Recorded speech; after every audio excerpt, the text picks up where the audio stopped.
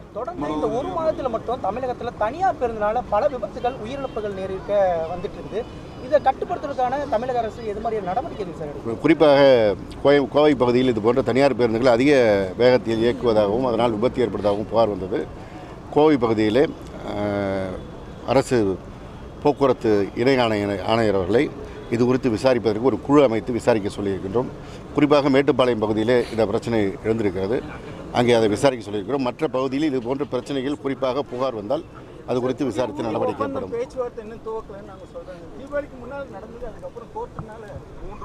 அதாவது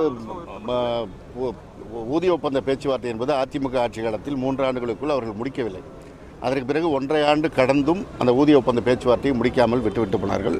திராவிட முன்னேற்ற கழக ஆட்சி அமைந்த பிறகுதான் அந்த ஊதிய ஒப்பந்த பேச்சுவார்த்தை 3 சுற்றிலேயே முடிக்கப்பட்டு ஊழியர்கள் மனம் மகிழ்கின்ற அளவிற்கு பழைய ஊதிய விகிதம் தலைவர் கலைஞர் வழங்கியதை அதிமுக ஆட்சி காலத்தில் மாற்றி அமைத்ததை மீண்டும் சீரமைத்து பேமேட்ரிக்ஸ் முறை வழங்கப்பட்டிருக்கிறது.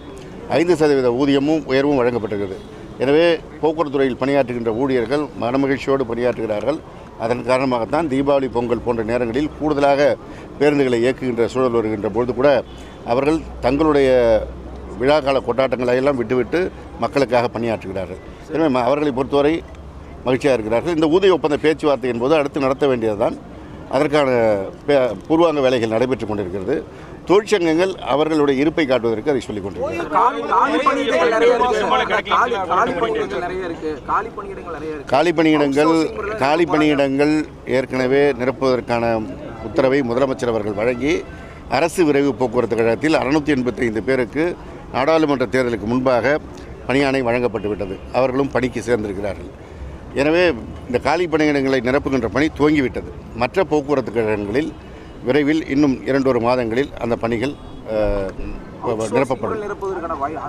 அவுட் சோர்சிங் எதற்கு வருதுன்னா, அந்த காலி பணியிடங்களை நிரப்புவதற்கு நாம் நினைத்தவுடனே ஆட்களை கொண்டு வர முடியாது. அதற்கான எழுத்துத் தேர்வு, நேர்முகத் தேர்வு, அவர்களை வாகனம் இயக்க செய்ய வேண்டிய பயிற்சி எல்லாவற்றையும் முடித்துவிட்டு தான் அவர்கள் பணிக்கு வர முடியும். அதற்கிடையில் பணி ஓய்வு பெறுகின்ற எண்ணிக்கை அதிகரித்து கொண்டிருக்கிறது. அந்த இடைவெளியை நிரப்புவதற்காக அவுட் சோர்சிங் முறையில் அமர்த்தப்படுகிறார்கள்.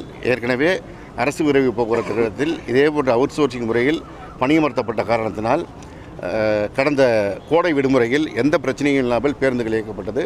பயணிகள் சென்று சேர்ந்தார்கள். அதேபோல் போக்குவரத்து கழகத்துக்கும் கூடுதல் வருமானம் கிடைத்தது. எனவே அவர்கள் பணிக்கு வருகின்ற காலம் வரை இந்த அவுட் சோர்சிங் முறை இருக்கும். புதிய பணியாளர்கள் பணிக்கு வந்தவுடன் அவுட் சோர்சிங் முடிக்கப்படும். கடந்த அதிமுக ஆட்சி காலத்தில் இருந்ததெல்லாம் ஓய்வூதிய பலன்லாம் மாண்புமிகு முதலமைச்சர் தளபதி மு க ஸ்டாலின் அவர்கள் வந்த பிறகுதான் வழங்கப்பட்டது. இப்பொழுது வழங்கப்பட வேண்டிய நிலுவைத் தொகை கணக்கில் எடுக்கப்படுகிறது. விரைவில் வழங்குவதற்கு நடவடிக்கை எடுக்கப்படும்.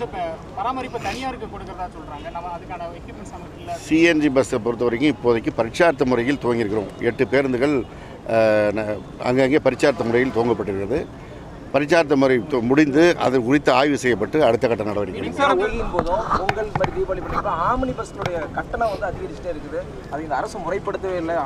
அதாவது யாராலும் நடைமுறைப்படுத்துகின்ற விஷயம் இல்லை. அதாவது இது காலகாலமாக இருந்துகிட்டு இருக்குது.